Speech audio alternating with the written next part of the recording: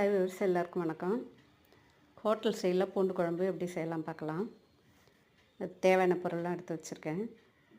அடுப்பு பற்ற வச்சு கடாய் வச்சு எண்ணெய் ஊற்றி எண்ணெய் காஞ்சோடனே கடுகு, வெந்தயம், சோம்பு, சீரகம், கருவேப்பிலை போட்டு பொரிஞ்சோடனே பொடியாக அரிஞ்சு வச்ச ஒரு பெரிய வெங்காயம், சின்ன வெங்காயம் தான் நல்லாயிருக்கும். வெங்காயத்தை போட்டு 2 நிமிஷம் வதங்கட்டும். அதுக்கு பிறகு 100 கிராம் உரித்து வச்ச பூண்டையும் போட்டு வதக்கிடலாம். பாதி அளவு வதங்கட்டும். இதுக்குள்ளே மிக்ஸி ஜாரில் 2 தக்காளி, 1/2 ஸ்பூன் சோம்பு, 2 தக்காளி 1/2 ஸ்பூன் சோம்பு சேர்த்து அரைச்சி அதிலே போட்டு நல்லா வதக்கி விடலாம். கொஞ்சம் வதங்கின பிறகு 2 ஸ்பூன் மிளகாய்த்தூள், மஞ்சள் தூள் போட்டு நல்லா பிரட்டி விடலாம். பிரட்டி விட்டுட்டு